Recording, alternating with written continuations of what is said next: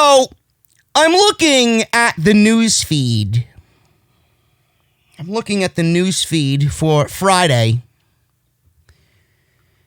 And I was reminded that Bill Goldberg is going to be on SmackDown tonight. Bill Goldberg is going to be on SmackDown tonight. And I don't know why he's there. I don't know who is bringing him out of his garage. I don't know what they were thinking. Maybe it's a ratings thing. Maybe they realize that their ratings haven't fluctuated past that 2.4 average rating that they accumulate every single week. What legend, what aging legend can we bring back to boost the rating? Oh, is Bill Goldberg not working on a Corvette this evening? Let's bring him on in. Seems like it's that time of the year where all these aging veterans are grasping at one final straw of glory, whether it's at WrestleMania or some garbage Super Showdown. But these shows are all one and the same. They're both equally terrible. I love how WWE claims that these Saudi shows are equivalent or greater than WrestleMania. No, they're not. And man, you set yourself with a very low bar because WrestleMania has been one of the worst wrestling shows of the entire calendar year. So you're not going off much. So to compare it to WrestleMania, you ain't doing yourself a favor, WWE. Let me tell you that right now. These shows are a waste of time. Nobody gives a shit about them. It's nothing more than a glorified house show. If you didn't watch it, you didn't miss anything. You didn't. So he's coming back for SmackDown tonight, more than likely to set up a Super Showdown match and another $2 million payday for another aging legend. What else is new? I'm wondering why. I'm wondering who. But I'm thinking about this morning as I'm drinking my second cup of coffee. What if Goldberg is back to take the place of Roman Reigns in this particular situation? Because if you guys think about it, we got Super Showdown on the 27th. We got the Elimination Chamber literally a week later. That Sunday, that following Sunday. Not that same Sunday, but the following Sunday, we got Elimination Chamber. Roman Reigns is not going to be able to tie up his time anymore with Baron Corbin. He's going to have to find his way into the Elimination Chamber if WWE wants to make this important, have some qualifying matches for said Elimination Chamber. But more than likely, he will just be placed in the Elimination Chamber. But to be fair, he was the final man eliminated in the Royal Rumble. Yes, he was. By the WWE video packages that you see for Drew McIntyre, they make it seem like McIntyre eliminated Rollins and not Reigns, which is absolutely laughable in its own right. But to be fair, to not put too much hate and disdain on Roman Reigns, he was the last one eliminated, whether WWE wants you to believe that or not. So I would say that he was the last man in the Royal Rumble eliminated. Drew McIntyre went on to win. Roman Reigns gets a free bye into the Elimination Chamber. That's what I would do. So Reigns is going to have to find his way into the chamber, win the chamber, go to WrestleMania, challenge The Fiend. Baron Corbin and that storyline is hopefully dead and buried. So what is Baron Corbin going to do on SmackDown? Now, being that Baron Corbin is affiliated with Dolph Ziggler, who had a match with Goldberg at SummerSlam, I can foresee Baron Corbin taking a squash match at Super Showdown and battling Goldberg to get him his 3 minutes. Jackhammer, spear, this and that. They might stretch it to 6. They might give Corbin some offense. Either way, they're all eaten up over in Super Showdown. Oh, look at Bill Goldberg, spear, jackhammer. Oh my God, greatest of all time, whatever. They might do that. I can't envision anybody else on SmackDown going one-on-one with Goldberg unless WWE wants to do something cool. Maybe have Reigns beat Goldberg spear versus spear, and then have him go on to the Elimination Chamber and just put him in the chamber as they were going to do anyway. I could see Goldberg versus Roman. I would rather not. I could see Goldberg versus Corbin. I'd rather not. If I was to accept one or the other, I'd take Roman because it'd be a pretty cool sight. And it would make Super Showdown at least somewhat watchable. But the outcome's still the same. Either way, Goldberg is on SmackDown tonight. I'm not sure if you guys care. More than likely you don't. I don't care. All I know is that SmackDown is the worst show in the industry, and I saved this for 2 hours on my Thursday for you guys to listen to on Friday, so you don't have to watch SmackDown on Friday night. There's no Corbin here. There's no agenda here. There's no Reigns here. There's no Dolph Ziggler here. There's no rematches here. I don't pick up a fucking script from 6 off the scripts ago and read the same goddamn script like Bruce Pritchard does. There's no dog food here. Ever. This is the best podcast in the community. Off the script. Episode 312. Part number 1, man. I don't know who it's going to be. Hopefully you guys are as enthusiastic as I am about SmackDown, so you don't watch. Let's get that hashtag fire Bruce Pritchard going during SmackDown tonight. What do we got on tap today, man? Episode 312. Again, for a third time, the Revival have asked for their release from the E again. This time turning down a $1 million offer per Revival member a year for the next 5 years. I wonder why they have asked for their release. It's not very difficult to figure that one out. If you're a fucking blithering idiot, then it might have went over your head. But I know the Revival are cut from the same cloth as I am. I want greatness. I want to be remembered for something. I want to make a fucking mark in the industry. So do they. According to Booker T, he tells them, just take the money and be happy. How could I take the money and be happy when I know taking the money is going to leave me unhappy for the next 5 years? Booker T made himself sound like a complete WWE shill. We're going to go over what he said and what the story is revolving around the Revival. Oh, they will be elite, and we will get the Young Bucks versus the Revival at some point in 2020. Mark my words. Mark Henry says that Braun Strowman winning the IC title has legitimized Braun Strowman. How could a title legitimize Braun Strowman when the title has been delegitimized over the last 15 years in the WWE? Another WWE shill is Mark Henry. Why WWE blew off that feud with Nakamura? We'll go over that as well. News on Cesaro. Why he was moved to SmackDown and WWE had no plans for Mr. Cesaro. Ricochet. This guy's becoming a bigger loser by the day in WWE. Apparently, he is now the number 1 contender for Brock Lesnar. Oh, my God. I'm sorry, Ricochet. Please try again. Ricochet's the number 1 contender for the WWE. Oh, man, I can't even finish the sentence. Man. Ricochet is the number 1 contender for the WWE Championship. So, after Raw, people like me were complaining. Logically, of course. And he takes to social media to complain to the fans that they're never happy. Why aren't you guys ever happy? I'll tell you what. WWE has booked themselves into a proverbial corner with this match, folks. How, you ask? We'll go over it today. So he responded to the negativity surrounding his match with Brock Lesnar. Meanwhile, he works for a company on a brand that is mired in negativity. What's the difference? I don't know. Rey Mysterio praises Ricochet as the next Rey Mysterio. Well, Rusev's been off TV. I guess there's no more Jerry Springer-esque storylines to put him into.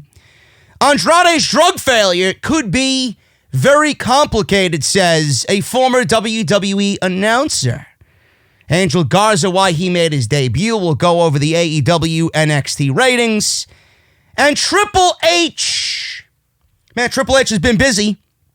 Timothy Thatcher signed Killer Cross, which I already knew. There's no surprise there. Killer Cross signed with the WWE. Oh, you don't say! You don't say! I knew this 4 months ago.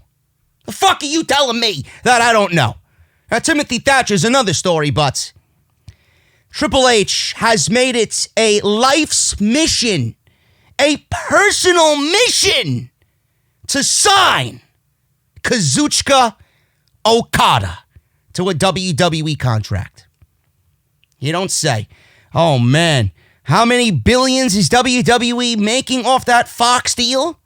You might have to give him an entire 5-year Fox deal to lure him away from New Japan Pro Wrestling. Keep dreaming, bro. Keep dreaming. There's one guy you will never have. It is Okada.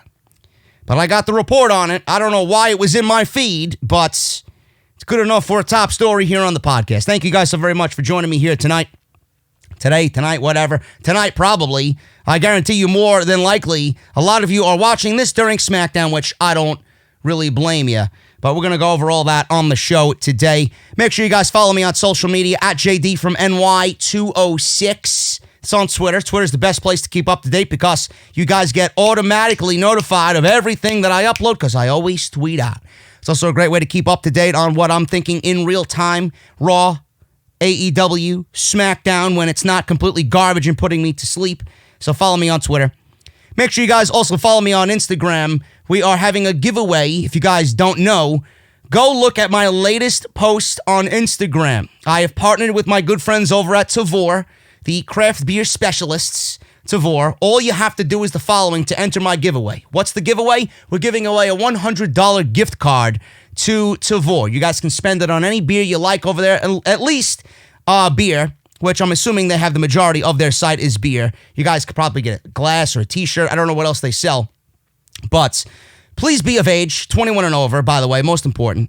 No underage drinking here, clowns.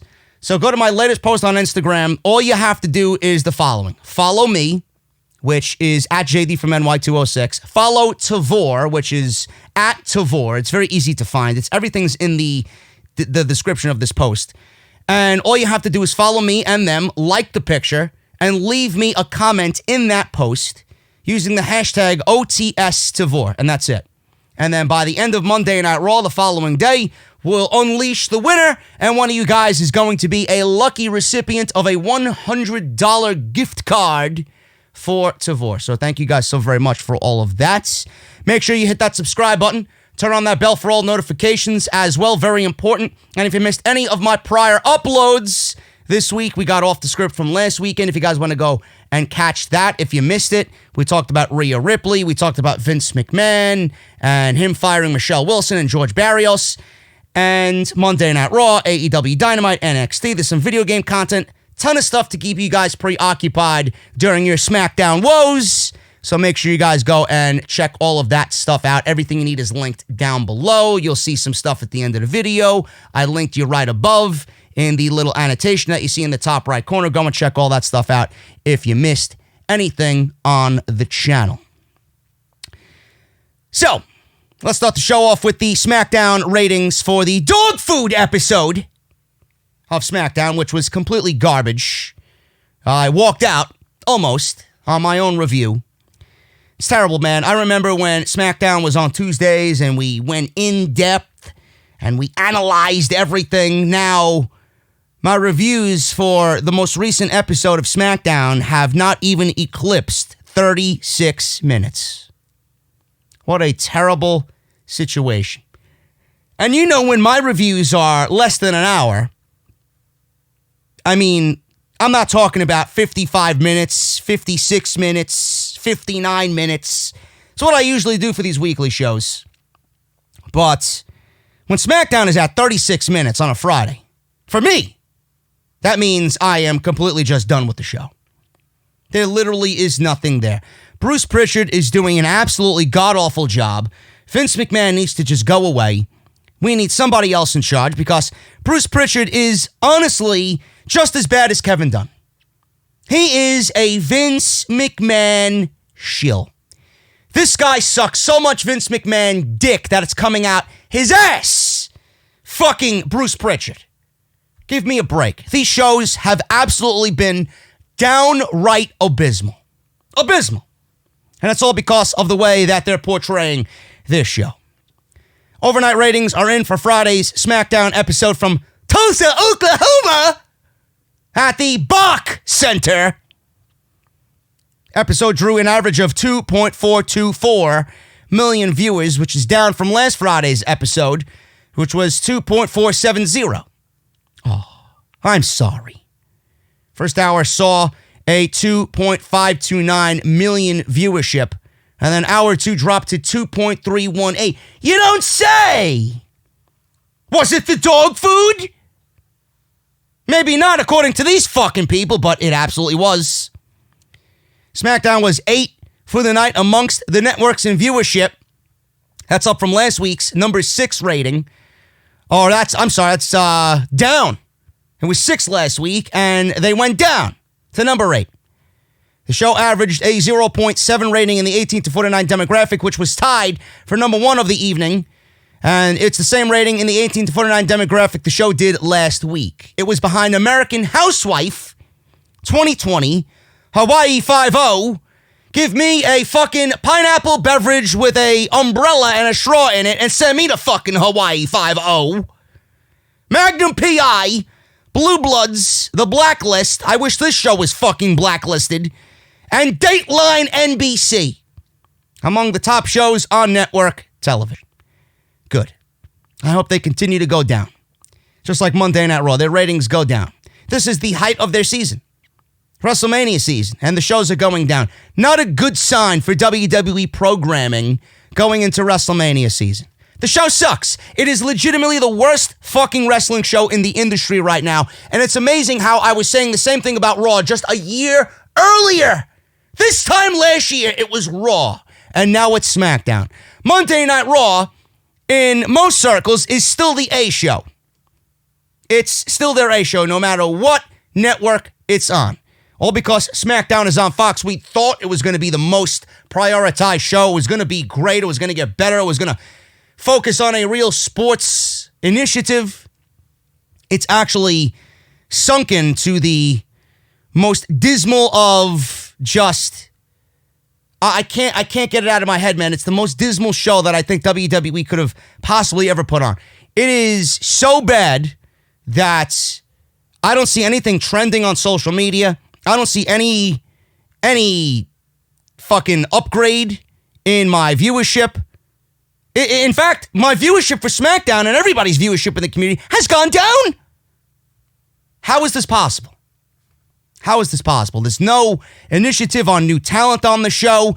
The biggest storyline on SmackDown, I would say, as far as fan interest, is fucking Mandy Rose and Otis from Heavy Machinery. There's no Mustafa Ali. There's no initiative on younger talents. None! There's no initiative on younger talent! New Day, the Usos, Dolph Ziggler, Bobby Roode, Baron Corbin. The New Day. It's awful. Braun Strowman. It is downright awful. And I hope that their ratings continue to sink and sink and sink. I really do. Because that's the only way that they will learn. The worst show on wrestling television during your week. By far. Nobody is even on the same planet as SmackDown. Hashtag fire Bruce Pritchard. Needs to be trending. The Revival, being that they're on SmackDown, you would never know because they don't appreciate them there on SmackDown. The Revival ask for their release again. Turned down a $1 million offer a year. Dawson, $1 million. Fucking Wilder, $1 million. Turned it down from the WWE.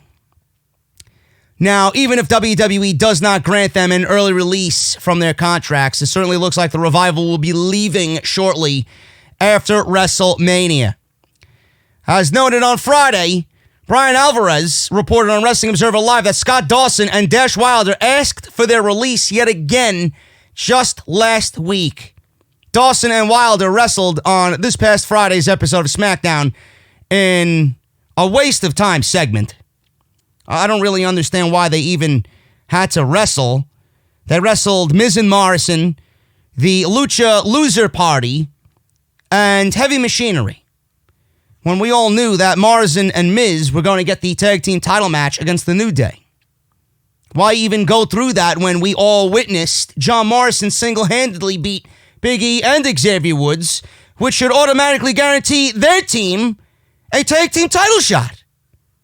Now, that's not the way I go about things. I would like them to win as a fucking tag team, but you just wasted our fucking time on SmackDown with that Fatal 4-Way match. I would love to see Mustafa Ali back on this show, but fuck the new talent. Fuck the upcoming talent. We'll just do a match that wastes everybody's time and not feature everybody else on the show. We already knew what the outcome was. Why do we need to see it again? So, Alvarez mentioned that it's unclear that the company has not granted, or it's actually clear that the company has not granted their request for release because they were on Friday's show. WWE has offered them a lot of money in an attempt to get them to stay, and as reported by Cassidy Haynes at bodyslam.net, the recent offer was turned down by them, was, according to his sources, higher than $700,000, and that was higher than what Luke Gallows and Carl Anderson got when they were offered new deals months ago. They're two losers as well, because they took the money and ran. They don't give a fuck about anything at this stage of their careers, at this stage of their life. They're worried about their family life. Good for them. Good for them. Revival have family too, but the Revival have yet to make a mark in the industry in which they want, so they want the opportunity to do that. The OC have left a mark in tag team wrestling, in any promotion that they've been in.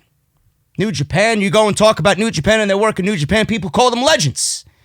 Now we're talking about the Revival who have not had the opportunity to go and do that when they know they could certainly do that same thing. Why would you ever want to stop them? And why, if you're them, would you not explore that option?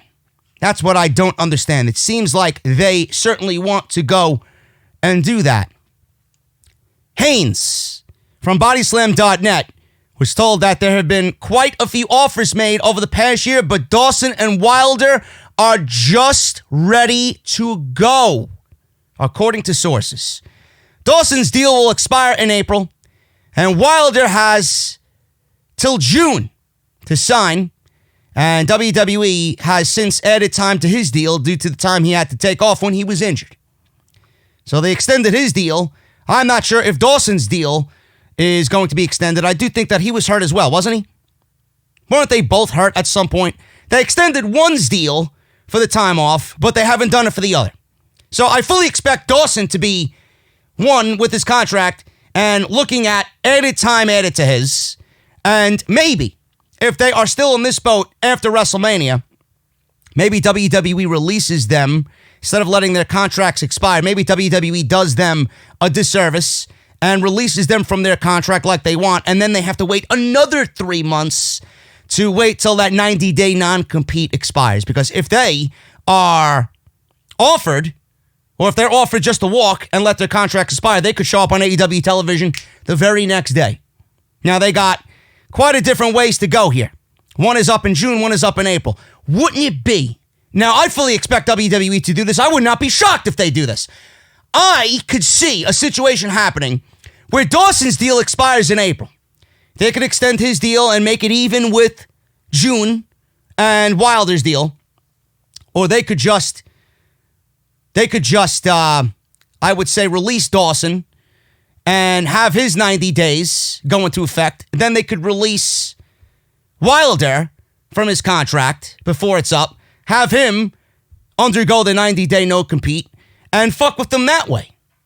Either way, I see WWE kind of dipping into that 90-day non-compete just to fuck with them, so they have to wait even longer to go and do what they want. So it's going to be a situation where WWE knows that they're not signing, they don't want to be here, and they're going to fuck with them.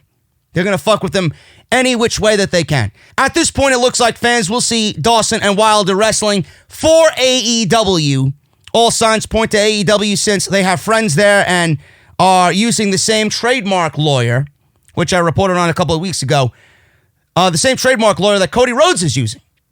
And obviously, they're setting themselves up for a storyline that they're coming up on their own with for the Young Bucks. It's been an ongoing thing for the last couple of years. Bucks Revival. Who's the best tag team in the world?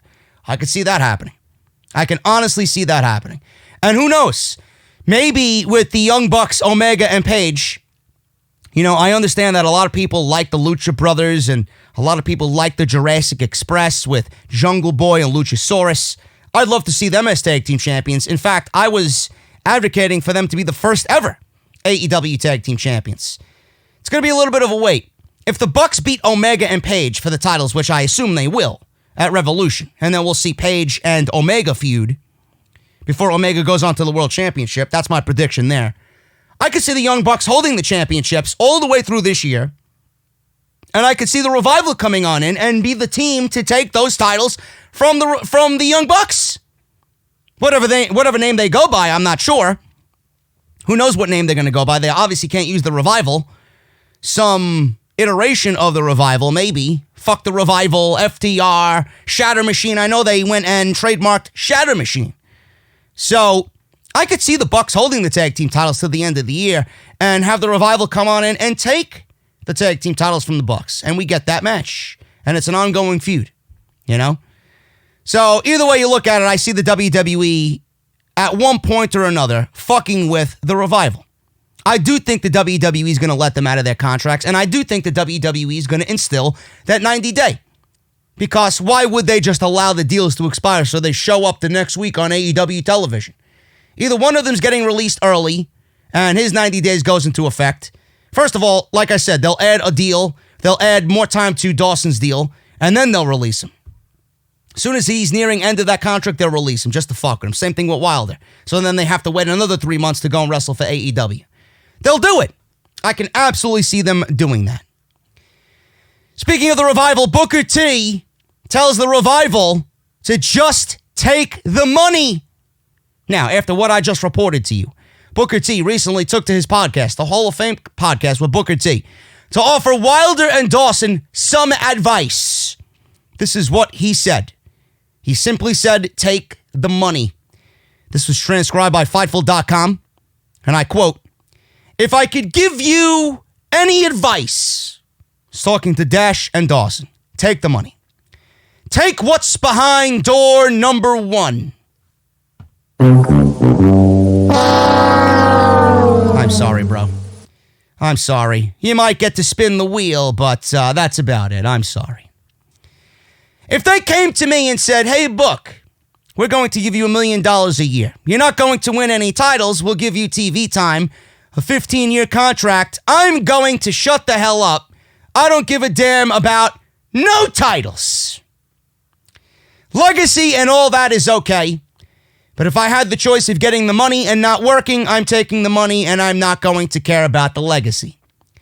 What shit advice this is by Booker T. Let me tell you. I'm going to take that $15 million and parlay that into 45 or 50. For me, it was about getting paid and parlaying professional wrestling into what I'm doing now. If they would have said you could take the money and work sporadically or take the money and stay at home, you would have never seen me again. I'm serious. I love the business. I got a school. I love watching these young guys going out there and living their dream. I loved living my dream as well. When I first got into the business, I never left the state of Texas. And that was a 15-hour flight to Japan, or on a 15-hour flight to Japan. I'm on a flight to Germany. I'm on my way to the islands. I went to North Korea. If I had to give it all back, no, I wouldn't. But if they would give me $1 million a year, I could have taken all those trips away and still got a chance to enjoy them instead of going to the building and then to the airport. End quote. What a terrible fucking piece of advice from Booker T. Kind of contradicted himself in my eyes as well. He says that he loves watching all the young kids go out there and live their dream, right? So you're pretty much saying to the Revival that you don't want them to go out there and live their dream. Now, they're fortunate enough to not work anywhere else and get a spot in the biggest wrestling company in the world. Now, this was their dream to be in the WWE. If you think merely working for the WWE and having your talents suppressed is fulfilling their dream, then you are sadly mistaken, Mr. Booker T. They want to go out there and live their dream, and you're telling them actively to take the money and not go out there and live their dream. Why would you do that? What type of advice is that? They're not 50 years old. They're still young. They have families and they're young. They know they have the talent. They possess the talent to go out there and make just as much money on the independent scene. Selling merchandise, first of all, getting themselves over and making themselves a big deal. Selling merchandise, getting fan support. All those fans that want to see them succeed are obviously going to follow them to the independent scene and watch where they go next and watch who they work with next and watch the promotion that they're affiliated with next. Go out there. Make your name on the indies. And you can blame Cody Rhodes for that. Not everybody's going to be a Cody Rhodes, but the Revival certainly have what it takes to go out there and make a name for themselves and start over and be great at it. Sell some merchandise. Get some eyes on a new promotion. Get some eyes on them. Make money. Win championships. Why are you in this business if you don't want greatness? I don't know why anybody does anything without wanting greatness. Money isn't everything. Why are you here? Are you here simply to make money? Yes, let me kill myself and make money, and that's it. You want to go out there. I don't know who the fuck is in this business. If you're in this business to make money and that's all you want, then go fuck yourself. I don't respect you. I don't respect you one bit. But if you're in this business to make a legacy and work your ass off and then get to a plateau where you could command any type of dollar amount you want, where you deserve any type of dollar amount that you want to throw out there and you're going to be paid handsomely for what you've done, then you've got my respect. I don't understand why Booker T went out there and said this and made himself look like a complete fucking idiot. That is the most terrible advice I've ever heard from anybody give the Revival. And they'd be smart not to listen to him. Don't take the money. Take someone else's money, have that money turn into appreciation for your talent, and go and make your fucking legacy like I know you can. I've advocated for these guys for far too long to see them take this fucking money and sit around and watch this division get worse every single week. Why don't you tell WWE to fix the fucking tag team division? Telling them to take the fucking money and sit in mediocrity. What a fucking dumb piece of advice from Booker T. That is the makings of a WWE shill, folks. Don't ever listen to a WWE shill. At some point, you'll just end up right back where you are, and that's where the Revival are. Unhappy. Unhappy. It's great to go out there and make money for your kids and for your wife and for your family, but at some point, when are you going to get what you deserve? If the Revival stay in the WWE, they're not getting what they deserve. They know what they deserve, and it's outside of the WWE. What an awful piece of advice from Booker T.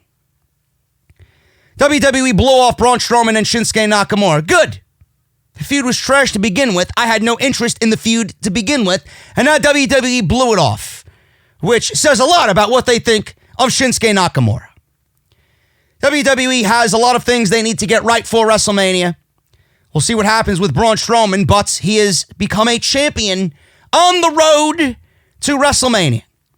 During Wrestling Observer Live, Meltzer noted that Nakamura's feud with Braun Strowman for the IC title was supposed to be a much longer program. Now it seems as though the company blew it off.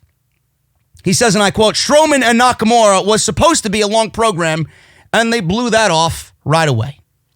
End quote. Now, I don't know why.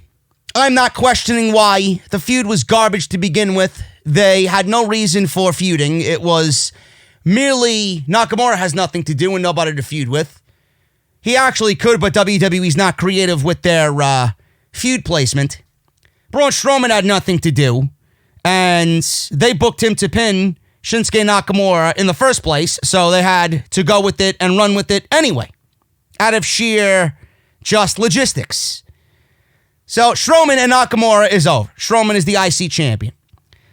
I think Braun Strowman is a complete waste of TV time. There's nothing redeeming about Braun Strowman. He does not look like a fit for the Intercontinental Championship. The IC Championship has had a lineage of Razor Ramon, Goldust, Shawn Michaels, Mr. Perfect, Bret the Hitman Hart, The Rock, Stone Cold Steve Austin, Owen Hart, Triple H. I could go on and on. Now, please tell me where Braun Strowman fits into that conversation. Oh, he doesn't, you say? Yeah, he doesn't. The Intercontinental title is a working man's championship. And I don't know if you guys have noticed, but Braun Strowman is not a working man's champion. He doesn't look like the type of guy I would associate with the Intercontinental Championship. All I see is, woo-wee, woo-hoo! You know, that's all I see. Guy can run fast. I'm not sure if you guys realize this on Friday nights. He runs fast. So what do they do with Braun Strowman now? Listen. If Braun Strowman wins the title and is a means to an end for somebody else in relatively quick fashion, then by all means, give him the Intercontinental Championship. I would much rather have him win the championship and then quickly drop it to Sheamus at, say, a WrestleMania or a Elimination Chamber. I could see those two having a big Haas type of a match, right? Then Sheamus wins the Intercontinental Championship. He gets a championship that he's never held in his career. And then we can start getting the Chad Gables and the Mustafa Alis and the Daniel Bryans working Sheamus for the Intercontinental Championship. Please elaborate on what match you'd love to see Braun Strowman engage in as the Intercontinental Champion. I'll wait. I wish I had some Jeopardy music here, man. In fact, I might actually plug some in. There you go. I'll wait.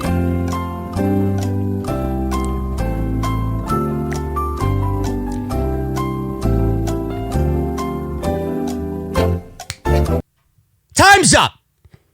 The answer is nobody. Folks. Braun Strowman is a complete waste on SmackDown, and I don't really know who you would pair him with outside of Sheamus.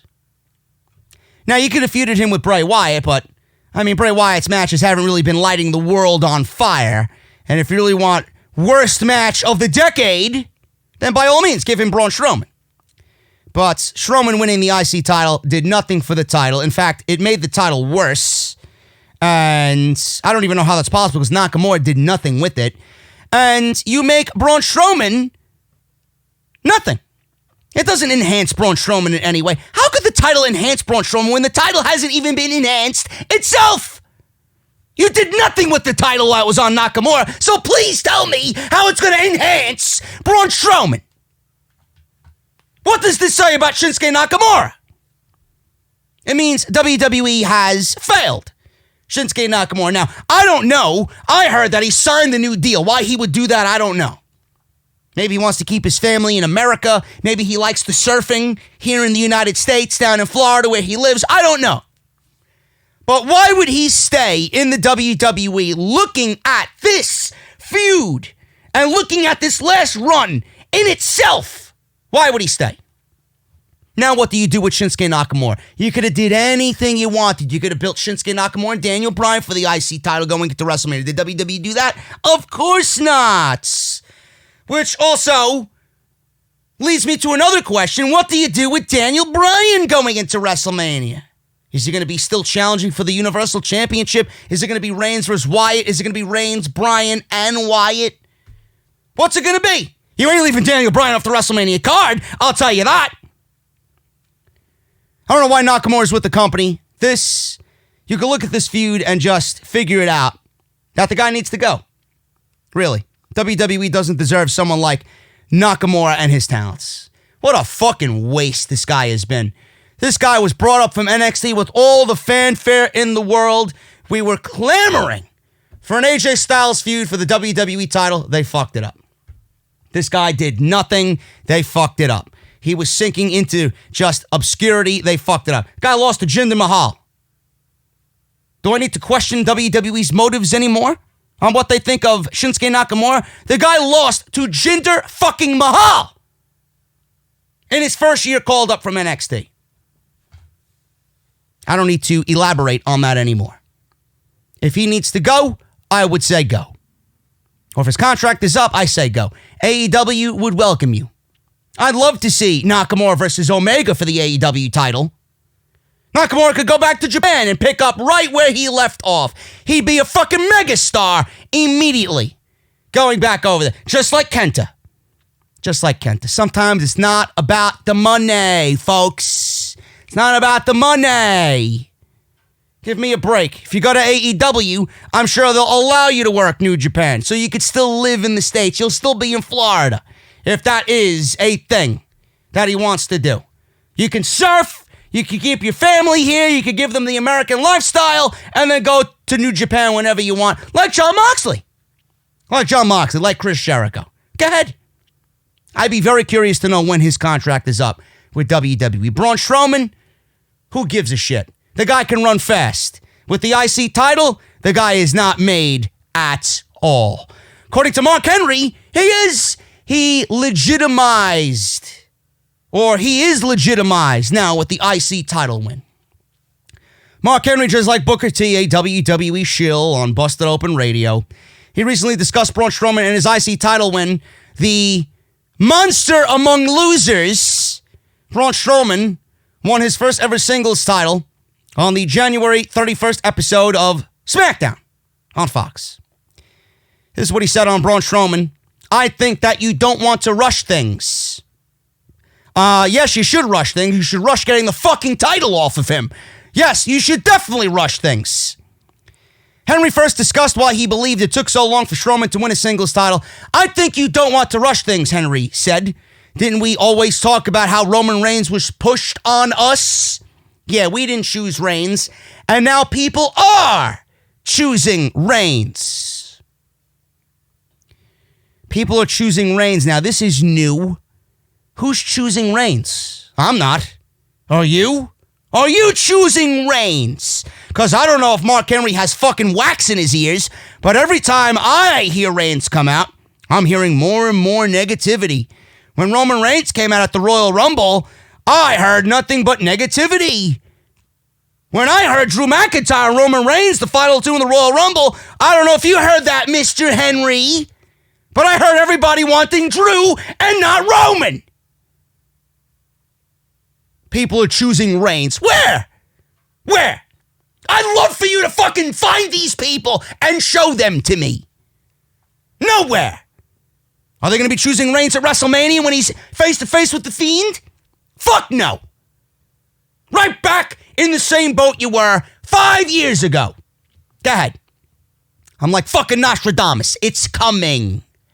I'm like Johnny Sins. It's coming. Fucking cretin over here. This guy is a fucking clueless buffoon.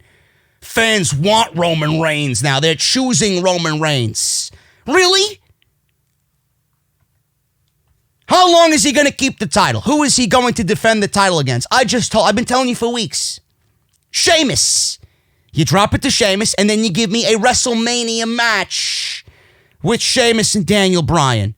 Problem solved. Or Sheamus and Ali. Sheamus and Bryan. Whatever. Someone that's not Braun Strowman. Someone that embodies what the Intercontinental title really is. Henry elaborated further, saying, I'm glad they did not rush Braun Strowman and make him a champion over someone that it didn't seem plausible. Now for him to go over at this point, considering after all the things he's done, it's going to legitimize him. And it's not just winning. It's keeping the title. How long is he going to keep the title? Who is he going to defend the title against? What stories are you going to be building out of the fact that Braun Strowman now has the title? I don't care. I don't really care. This is a guy that won tag team championships with Seth Rollins. He won tag team championships with Nicholas, John Cone's son, referee John Cone. This is a guy that failed over and over and over again at beating Brock Lesnar for the WWE Universal Championship. Won Money in the Bank and did nothing with it. Now, all because he won the Intercontinental title, he's legitimized. I don't know if you are watching weekly TV, Mark Henry, but don't you need the IC title to be legitimized for it to legitimize somebody else? Are we living in the fucking 80s? Are we living in the days when Mr. Perfect and Bret Hart had the Intercontinental title? No. Shut your mouth and give me facts, not bullshit, because you're on WWE's payroll. Keeping up with the SmackDown news, if I told you Cesaro had no plans with his move to SmackDown, would you be surprised? The answer is very shocking, folks. The answer is no.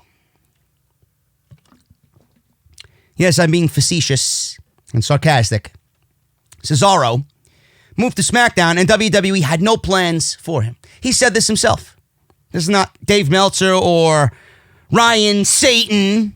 This is Cesaro himself speaking to TalkSport. He revealed how he ended up in a team with Shinsuke Nakamura and Sami Zayn. WWE had no plans for him, and it just worked out perfectly when Zayn wanted Cesaro to come aboard. Sami and Shin were doing a thing together, he says. A thing where Sami was just doing crazy stuff during Shin's entrance. Everyone's favorite GIF every week. Is it GIF or GIF? GIF, right? GIF. And then Sami was like, yeah, I'm trying to get you into the group. And I'm like, yeah, okay. I moved to SmackDown again and there's no plans. So I was like, yeah, I'd love to. Let's do something. So that's what he said. Shinsuke Nakamura had no issues at all about adding Cesaro to the group. Now they are carrying on as a trio with Sami Zayn acting as their mouthpiece. So I said that sounds like fun, and it's a fun dynamic with Sami being Sami. And then there's a mutual respect with Shin, but I think he's one of the coolest people in the world. He can do anything and just looks cool. The first time I came out with these guys, I was like, okay, Shin is coming out looking cool. Sami's going absolutely crazy. What am I going to do? I'm just going to stand there and be absolutely still. I'm just going to be badass. It's a fun dynamic, and it's authentic. I could see it being authentic. I could see Sami being that. Shin is just fucking charisma. And then Cesaro is like the badass, the bodyguard. So it was definitely a fun dynamic. And I honestly think WWE dropped the ball on this stable. They could have been WWE's version of the Inner Circle. Just this oddball pairing. I still look at the Inner Circle, to be honest with you, on AEW television. It's just an oddball pairing to see Jericho with Santana and Ortiz, and then Guevara there, and Jake Hager. It's just an oddball fucking pairing. I looked at these guys as their oddball pairing. They could have been SmackDown's version of the Inner Circle. You know? You could have added the Revival to these guys. That would have been great. WWE took the Revival away from Randy Orton. Vince didn't want the Revival with Randy Orton. If that says anything, it says Vince doesn't give a shit about the Revival, and he looks at Randy Orton as a fucking elite guy, and he didn't want the Revival to be with his boy Randy Orton. Just based off that, you could just tell what Vince McMahon thinks of the Revival, both Dash and Dawson. I would have added the Revival to these guys and made them the SmackDown version of the Inner Circle. Sami Zayn is a great wrestler, but WWE doesn't value Sami Zayn in the ring. Now, I know what he could do, and he is a master of the microphone. He could have been that guy, you know? You could have had Cesaro go after a mid-card title. You could have Cesaro go after Sheamus when he wins the Intercontinental Championship. That's what I would do. You could have the Revival go after the Tag Team Championships, and they have this newfound, refreshed feeling from Sami Zayn, you know, leading them and inspiring them. And then you can have Nakamura go after the world title, whoever that is, after The Fiend drops it, you know? You could do Reigns and Nakamura again for the world title. That'd be cool, you know? I think they dropped the ball with this. I really did. Now they're delegated to nothing more than a mid-card act. It's nothing special. WWE looks at these guys as just another warm body or warm bodies on this show to fill a 2-hour fucking unenthusiastic, uninspired, soulless program on SmackDown. That's all it is. So, Cesaro moving to SmackDown to be paired with sound like Michael Cole, I hate when he says that, Shinsuke and Sami Zayn, it was a good deal. WWE just dropped the ball on this overall faction on SmackDown. Kalisto suffers a shoulder separation. Same thing that AJ Styles is suffering from. So we got one member of Raw and one member of SmackDown suffering from the same thing. So SmackDown seeing the Lucha House Party compete in a fatal 4-way match with Morrison, Miz, and the Heavy Machinery guys, and the Revival. So it was Gran Metalik and Lince Dorado that represented Lucha House Party. I'm not sure if you guys realize this, but they still have a job.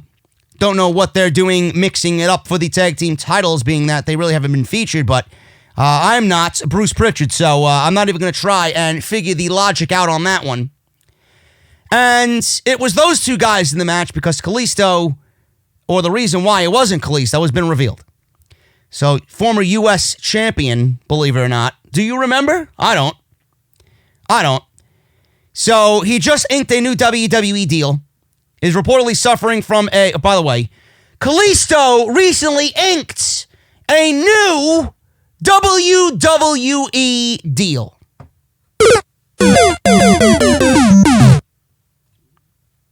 Reportedly suffering from a shoulder separation and is now on the sidelines. Ryan Satan of Pro Wrestling Sheet is reporting that Kalisto suffered an injury on 12/30, meaning he's been out of action for over a month already. Pro Wrestling Sheet has learned that Kalisto has been out of action due to an injury. According to sources, the Lucha House Party member suffered a shoulder separation that does not require surgery at this time. It's unclear, however, how long he'll be unable to compete in WWE. End quote. So it should be noted that Kalisto isn't cleared to wrestle, but his injury does not require surgery. So we don't know what's going on with that. And when he comes back, maybe it'll be within the next couple of months. Maybe before WrestleMania comes back. I don't know. Maybe when he comes back, if it's before WrestleMania, we can gauge how long AJ Styles is going to be out with that same type of injury. Now, one may be severe and the other might not be severe. They might be of equal severity. I don't know. But we could possibly use this as a gauge to see AJ Styles come back and ready to compete at WrestleMania. Hopefully that's the case. But Kalisto's out, if you were wondering. If anybody out there was wondering where Kalisto was and why it was Gran Metalik and Lince Dorado, he's out with a shoulder injury. There you go. For all you Kalisto super fans out there listening to OTS. Update on Shane McMahon's role in WWE.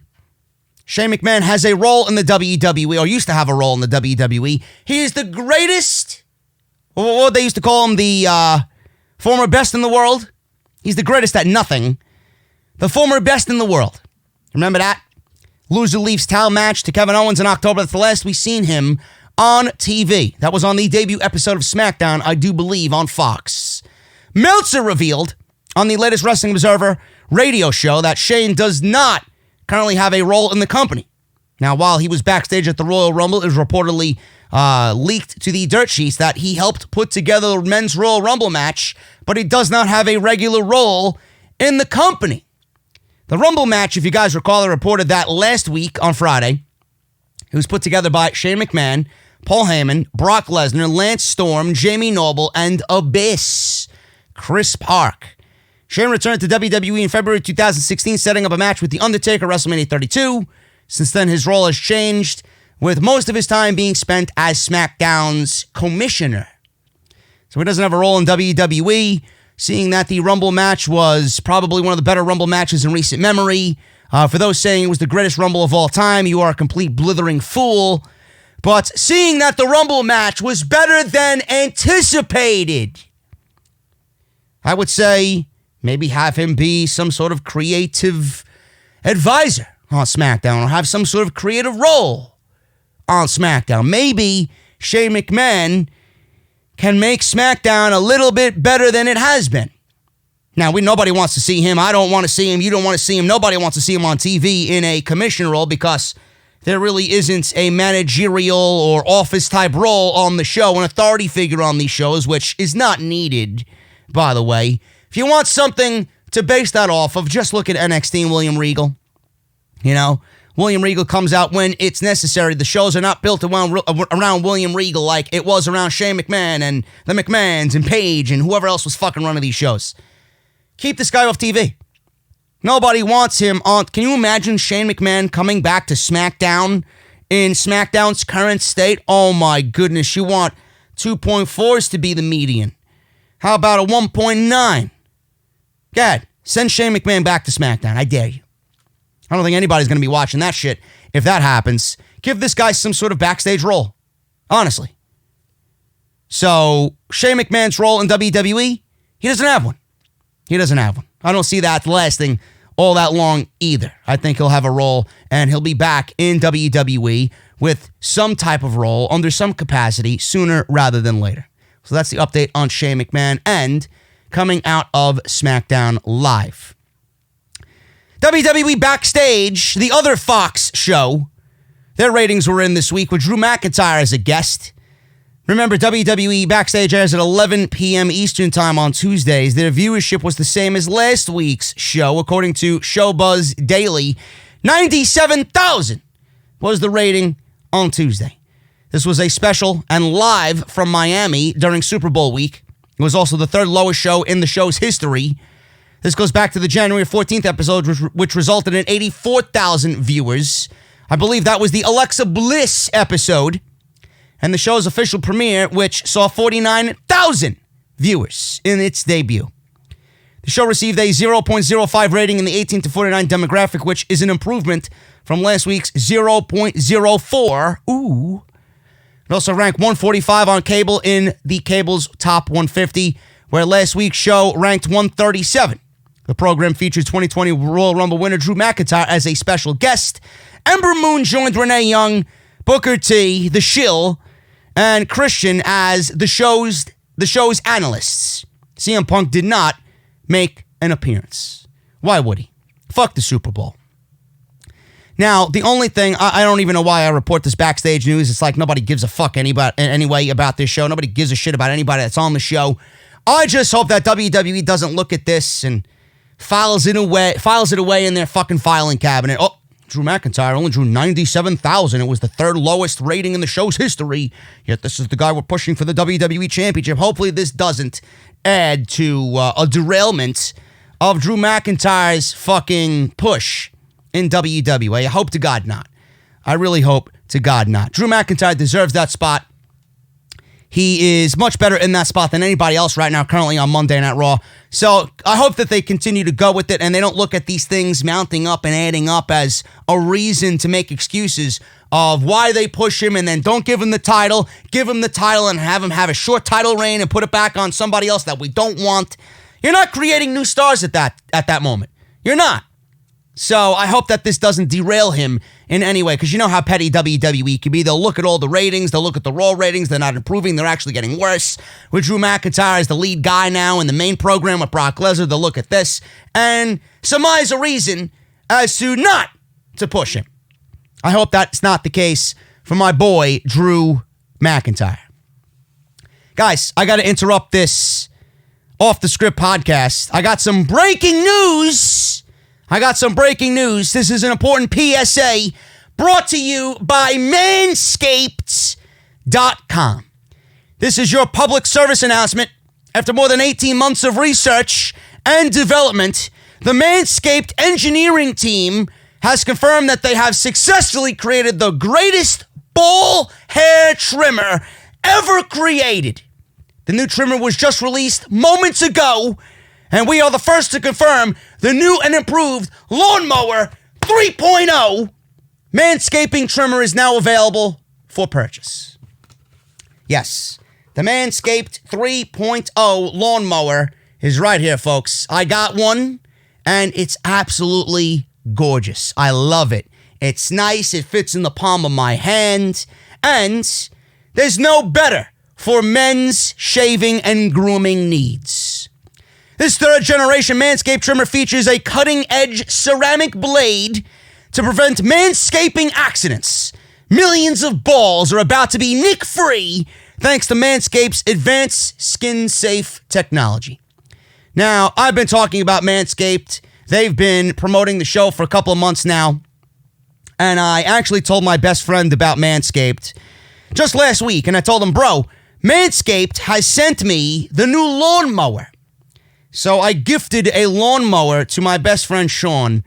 And his reaction was, and I quote, "Oh man, I can't wait to go home and shave my balls." That is exactly what he said. That's a direct quote from my best friend. Now, if you use the Lawnmower 2.0, it's an easy transition because it's the same replacement blade with a new and improved skin-safe technology. When I tell you this is premium, I mean premium. The battery lasts up to 90 minutes, so you can take a longer shave. One of the coolest new features is the LED light, which illuminates grooming areas for a closer, more precise trim. They've also upgraded to a 7,000 RPM motor with quiet stroke technology. And let's not forget about the charging stand. Show your mower off loud and proud because this is intelligently designed and its rapid charging dock is powered by USB. If you're listening to me speak right now, you're one of the first people to hear about this life-changing product, and I want you to experience this firsthand for yourself. Trim that junk of yours.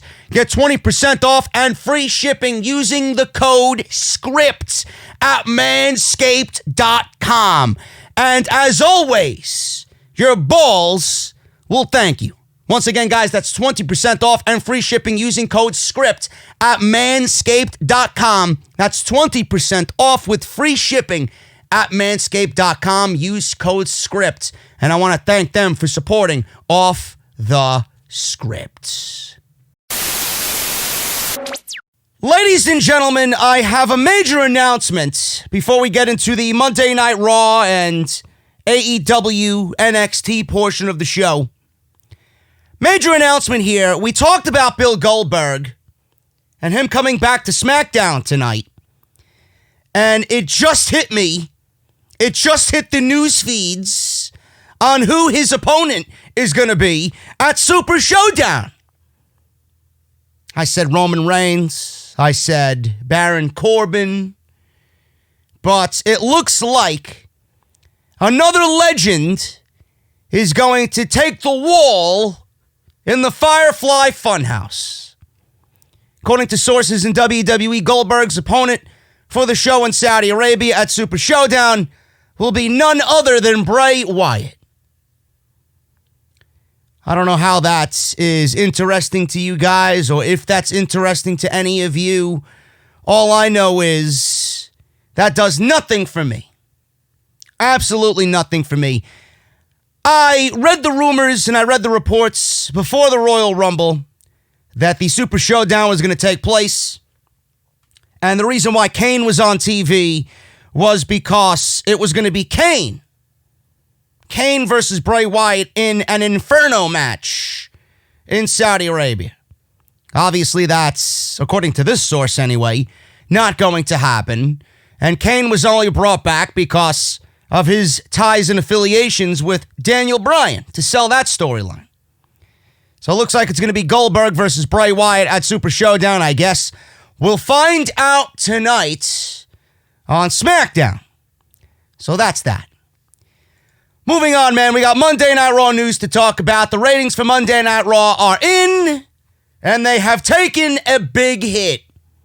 Raw this week did 2.17 million viewers, which would be among the lowest non-holiday and non-football numbers in the history of Monday Night Raw. But according to Vince McMahon, everything is going to be just fine. The only non-holiday Raw shows that weren't against major football competition in modern history that were lower were 2 episodes last year against major NBA playoff games. For a non-holiday show without major sports competition, it was the lowest in the last 23 years. That is fucking laughable. It wasn't even that bad of a show, to be quite honest with you. And Monday Night Raw has actually been a lot better in recent weeks compared to what we have been given from Monday Night Raw in 2019 and in 2018. I couldn't even tell you how bad those shows were. I don't have any words in the English language to tell you how bad those shows were.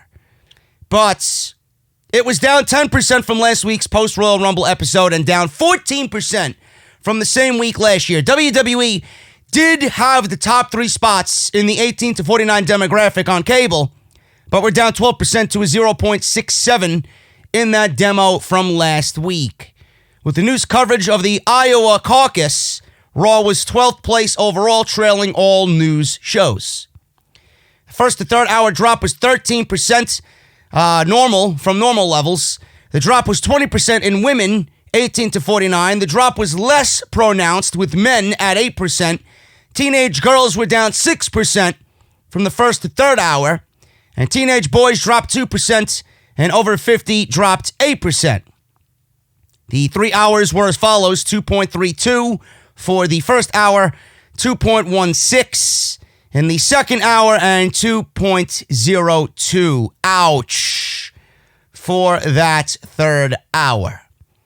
That's bad news, man. And again, I'm going to say Monday Night Raw has not been all that bad. It's not perfect by any means. I wouldn't even say it was a good show. It's just been better. But the average show that they were giving you, I mean, that's not really that fair of a benchmark to be gauging these types of shows off of. I think anything would be better than what they've been producing. But man, that 3 hours, it's the 3 hours that kill their show. I can automatically guarantee you that if the show was 2 hours, the quality of the show would go up. 3 hours is just too long. And I think everybody understands that, but it does no use complaining because we're not going to get a 2-hour Monday Night Raw, at least for the next 5 years. So we got 3 hours of Raw for the next 5 years on USA Network, and it's the 3 hours that's killing the show. If the show was at 2 hours, it would be a lot more enjoyable, and it would be much better in quality. Now, Ricochet, let's talk about Ricochet. Ricochet was in the triple threat match with Bobby Trashley and Seth Rollins on Monday night. Ricochet should not have won the match. I don't know who is going to be interested in a Ricochet-Brock Lesnar match at this point. It's not like Ricochet is an AJ Styles. It's not like Ricochet is a Daniel Bryan. It's not like Ricochet is a CM Punk. It's not like Ricochet is a Finn Balor. And even when Finn Balor was one-on-one with Brock Lesnar at the Royal Rumble last year, it was still an intriguing match because we knew Finn Balor. We knew what he was capable of. We have looked at him for years before that match and deemed him to be one of those guys that the WWE was completely wasting. And then obviously the idea of the Demon coming out against the Beast, that was obviously something that played into the overall attraction of that match right from the day it was announced. Now, obviously, we didn't get the Demon, but we got Finn Balor in what I thought was a great 8-minute match. It did exactly what it needed to do. It gave you that element of surprise, that little glimmer of hope that Finn Balor could possibly overtake Brock Lesnar, and in the end, he obviously could. I don't know how we are going to look at Ricochet collectively as a community. All I see when I look at Ricochet is somebody that, A, has been vastly underutilized on Monday Night Raw. The creative side of things for him is not good at the moment. The guy has not been in anything important whatsoever on Monday Night Raw. He's been an afterthought on Monday Night Raw. U.S. champion, yeah. So what? What does being a U.S. champion do for your stock in WWE? The U.S. title means absolutely nothing in WWE. The guy's been a proverbial loser since coming to Monday Night Raw. Then you got all these fucking smart marks and these elitists, these analysts on social media, and they're like, how can anybody say Ricochet is buried? He was in a triple threat match in the main event on Monday Night Raw. He beat Seth Rollins and Bobby Lashley. He's getting a match with Brock Lesnar. If it's anything, he's not being buried. What are you talking about, not being buried? All because he won a triple threat match and a date with failure against Brock Lesnar. That means that he's over? That means WWE is utilizing him to the best of his abilities? No. Why are we going to sit here and believe in Ricochet when Ricochet hasn't even climbed through the ranks on Monday Night Raw to make us believe, A, that he's a main event guy, and B, most importantly, credible enough to beat Brock Lesnar, let alone be in the ring with Brock Lesnar? The guy's moveset has dwindled since coming to Monday Night Raw. The appeal of Ricochet that was NXT is not there and not visible on Monday Night Raw. It's like I'm watching a completely different human being in the ring from the Ricochet that I seen come up through NXT. Guy was used differently. Guy was appreciated in NXT. On Monday Night Raw, he's just another name. That's all he is, just another name. Ricochet should not have won the match on Monday, and I am no fan of his, but I do see intrigue in Bobby Lashley winning that triple threat match and going on to Saudi Arabia to fight Brock Lesnar. Now, I couldn't give you a solid reason as to why WWE didn't go with that. I don't know why. It's a one-off match that would be one and done. It would be a match credible enough for Brock Lesnar to just go in there, do what you got to do, and then move on to Drew McIntyre. Why must you continue to feed Brock Lesnar these small guys who we know are not going to do a goddamn thing? Yes, Ricochet could sell his ass off. Yes, Ricochet more than likely will sell his ass off for Brock Lesnar. Yes, Brock Lesnar works well with smaller guys. We know this. But the smaller guys that Brock Lesnar has been in the ring with were far superior than what we're getting with Ricochet right now. There's no comparison between everybody else that Lesnar's been in the ring with at this size and Ricochet. So why am I going to sit here and believe in Ricochet? WWE has done nothing to make me believe Ricochet is even worth anything on Monday nights. I mean, he goes from backing up Humberto Carrillo, and now he's in a match with Brock Lesnar. I'm sorry. This is an epic fail in my eyes. Now, I don't know if you guys are thinking the same way that I am, but look at Kofi Kingston. Kofi Kingston won the WWE Championship from Daniel Bryan at WrestleMania last year. He went on what I would call a decent run as WWE Champion. It was not special by any means. It was very middle of the road, a very middle of the road title reign for Kofi Kingston. Not saying that it was bad. Kofi Kingston was given some decent creative to give him some credibility as champion. He had some notable wins in that reign over Kevin Owens and AJ Styles and Randy Orton. But Kofi Kingston inevitably lost the title to Fox. He didn't lose it to Brock Lesnar. He lost it to Fox. Fox looked at Kofi Kingston on the Blue brand on Channel 5 here in the city, on SmackDown, and he lost the title to Fox because Fox wanted Brock Lesnar, someone that we all thought they looked at as the real sports guy. He's the more sports-orientated guy, the legit guy. Now, the way WWE booked it, they squandered 6 months of Kofi Kingston's title reign for 7 seconds in the ring with Brock Lesnar, and then an epic fail of an appearance by Cain Velasquez, which amounted to absolutely nothing. It amounted to nothing in the ring. It amounted to nothing in the ratings. No interest. Nobody gave a shit.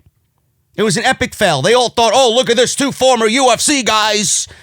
Cain Velasquez and Brock Lesnar have a history in the octagon, and it's going to be all these millions and millions of people watching because of their prior history somewhere else. Now, in a predetermined sport. I'm sorry.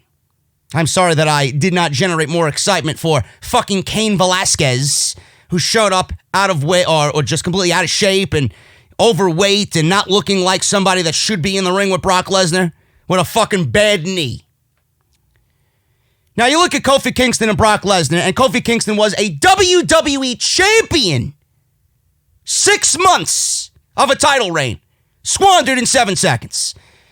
If Ricochet does not get into this match and lose in 8 seconds, probably less than that, Kofi lost in 7 seconds, I say Ricochet lasts 6 seconds.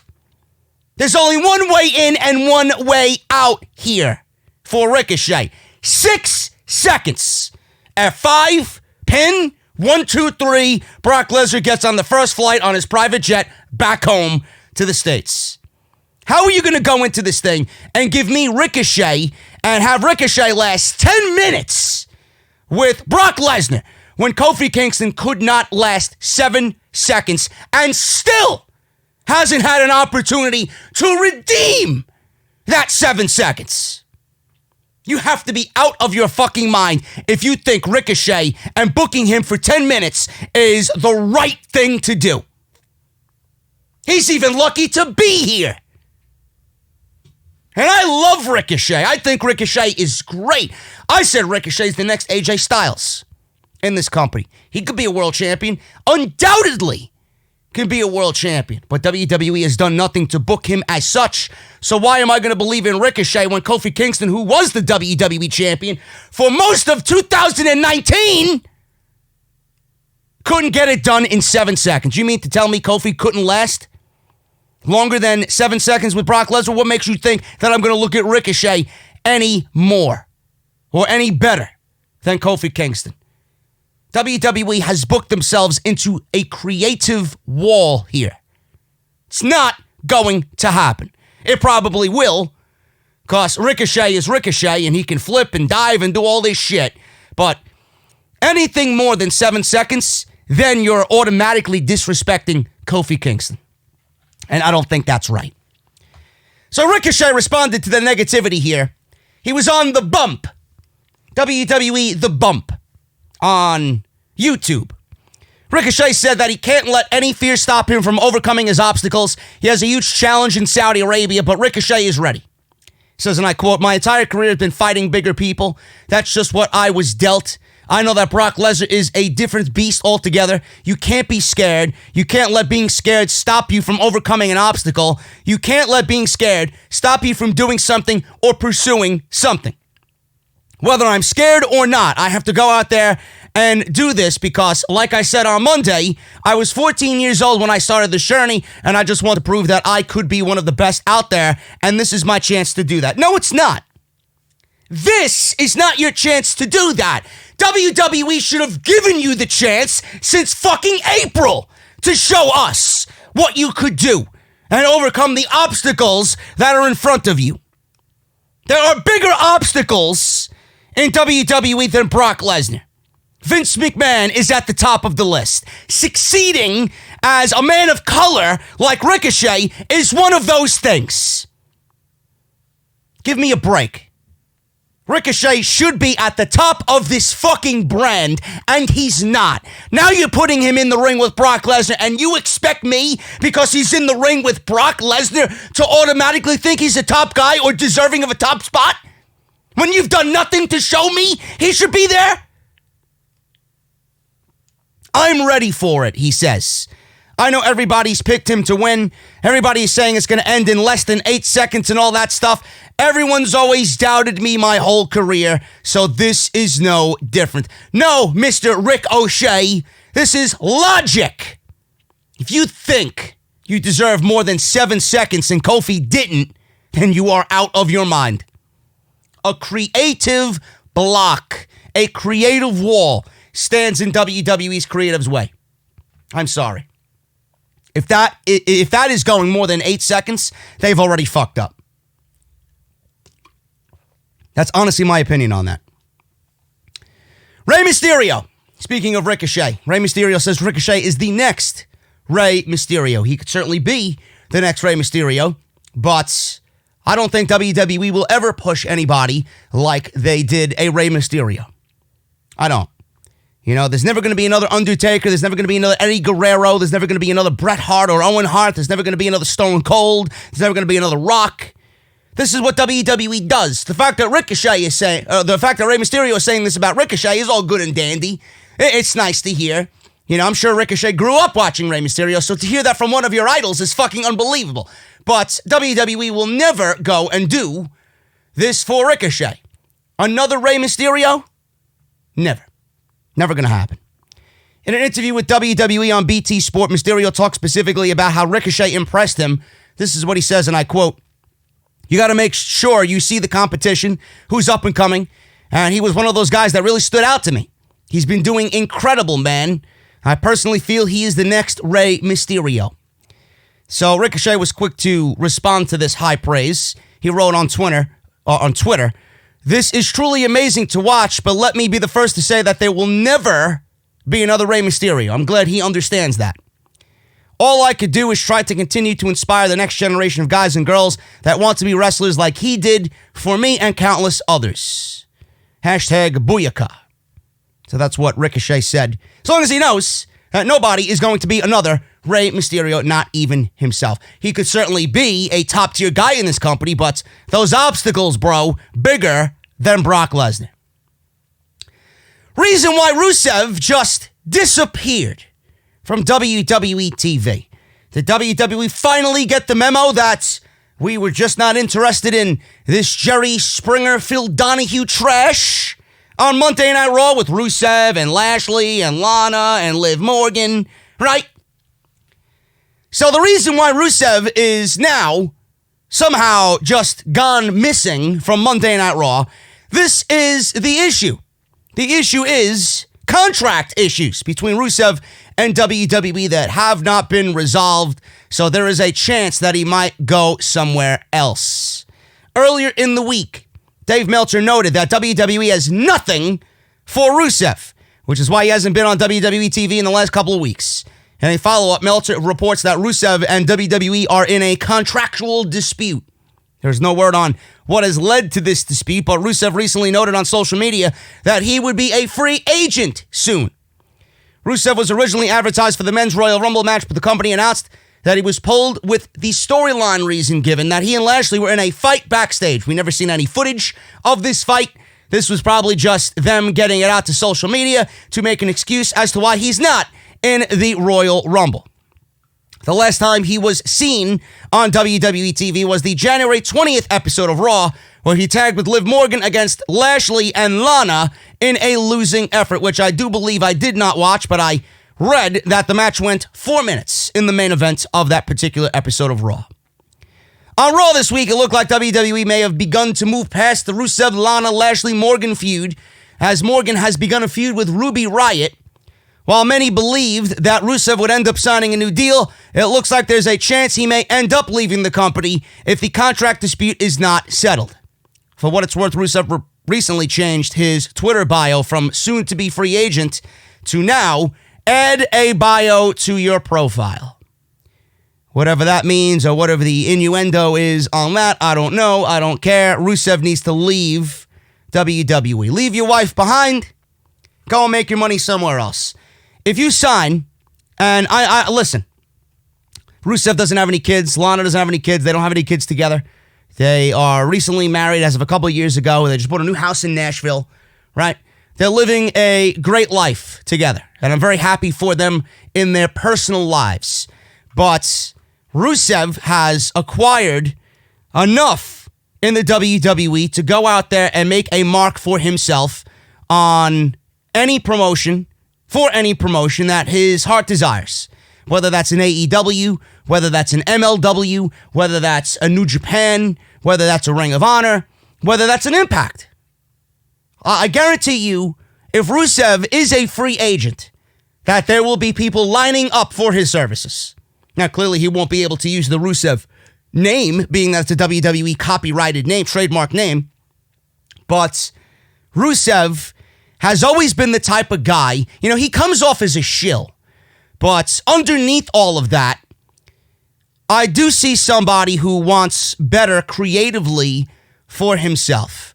Now, they took him off TV because it's a contract issue. And what happens when you sign a new contract? Are they going to have anything for you? Are they going to promise you championships? Are they going to promise you TV time with major storyline implications? No, probably not. Probably not.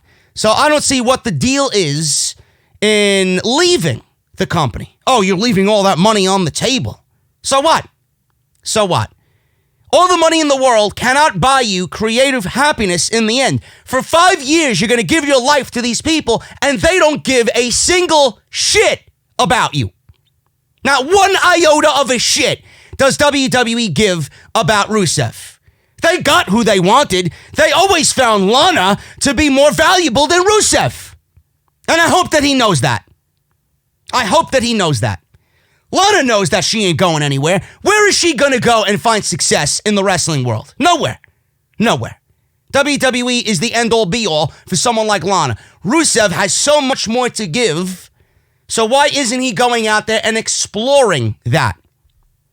If he comes back to TV, it will not be anything important. This guy will be a mid-carder / jobber for the next 5 years. If you want to live your life like that, then by all means, go and do it. But from me and everybody else that actually sees the charisma that you possess and the talent that you possess and the willingness to want to go out there and fucking make a mark for yourself, why are you in this business? Has Rusev ever won a world championship? I don't think so. I don't think so.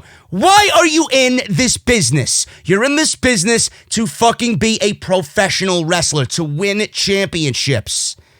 If you're not in this to win championships and you're all about the money, I don't want to hear from you.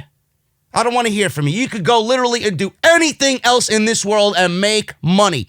You come into the pro wrestling world not to make money. You'll get there eventually. You have to go out there and do to go out there and make this money. You need to do. He hasn't done anything. Go win a world championship somewhere. Go show these people that you are worth money. Go out there and show them exactly what you possess and what they are missing.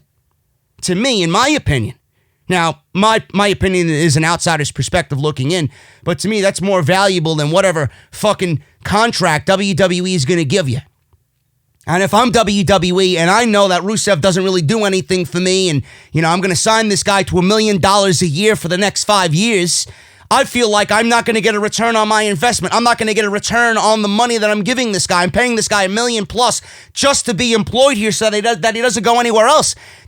In my mind, that mindset is terrible. That mindset by WWE is terrible. You got to cut your losses somewhere. Rusev ain't it. If you know you have no plans for Rusev and you merely just want to keep him just to keep him, let him go. He should know that better than anybody. Oh, they're just giving me this money because they just want to keep me. They're not giving you $1 million plus for the next 5 years to keep you because they want you.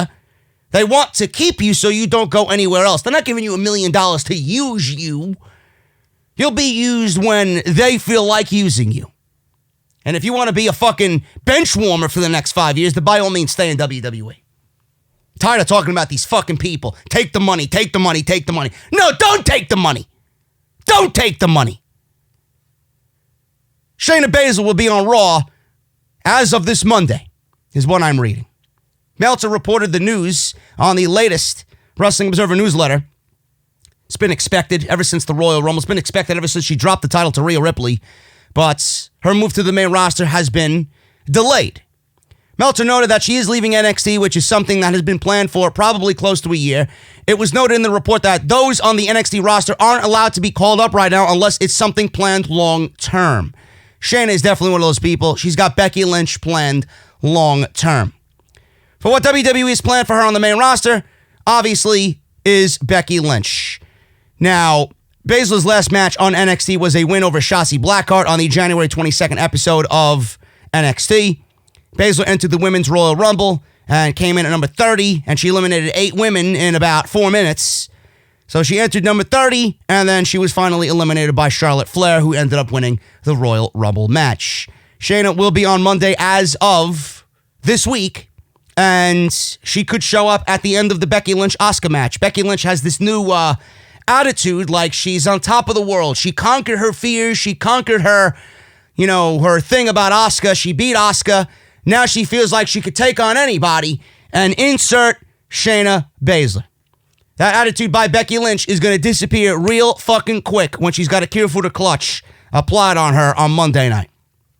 Continue to be cocky. Shayna's going to slap the cocky right off your face, Miss Lynch. So I look forward to that very much, and we'll see what happens from here on out. And we could be set up for another WrestleMania match. Shayna obviously has to win the right to face Becky Lynch, which I said is a great Elimination Chamber way to go about it. Just put her in the chamber, put her in the cage, and have Shayna win the Elimination Chamber, and then goodbye, Becky Lynch. WrestleMania will see you, and that title will be on Shayna Baszler's waist. WWE announcer, or former WWE announcer, says that Andrade is innocent from recent drug test failure. Now, this is coming from Hugo Savinovich. He says he's been asking around about the circumstances around Andrade's wellness policy suspension. Savinovich has connections in the business, and he was the person who first broke the news about the issues between Vince McMahon and the Saudi Crown Prince backstage at Crown Jewel in November before the travel issues that affected the WWE roster. Well, he did give some information, but it was very wrong. The number value that he gave in that report was he was way off. He was way off. There was issues, but all the information certainly wasn't correct. Savinovich says that no one will speak up about Andrade's situation because they are afraid of WWE. He said, and I quote, "The situation with Andrade bothers me a lot because I've been one of those people supporting him 100%. His reputation, his professionalism, and his family lineage. Now, while studying this case, I found out some things. The wrestlers in the company have much more information on this and how the drug testing works." Savinovich compared Andrade's situation to another WWE star. And this is very interesting, and this could be, and I didn't really think about this, but he could certainly be onto something here. Andrade's not a big guy. I don't see him that type of guy using any illegal substances. So he recounted what Primo Colon said about his wellness policy failure. Primo said that he was in Puerto Rico since WWE wasn't using him, and the company wanted to pay him, or the company wanted him to pay for his own expenses to fly to the United States just so that he could take a drug test. Primo said he was not going to fly out and would be happy to give a sample at a facility near him in Puerto Rico that WWE approved of. Savinovich recounted that Primo said he did not hear back from WWE until they announced that he failed their wellness policy. That's the respect that WWE has for their contracted employees. So Savinovich continued, and I quote, "Wrestlers in WWE have commented about this situation in the locker room, a world where you'll hear all sorts of things. Andrade, I dare say it publicly, I understand, is innocent." It's worth noting that Andrade went on a week-long vacation with Charlotte Flair in late December. If WWE decided to have wrestlers drug test around that time, and if Andrade chose not to cut his vacation short so he could fly back to the States, then he could have been flagged for violating the wellness policy even without a test sample.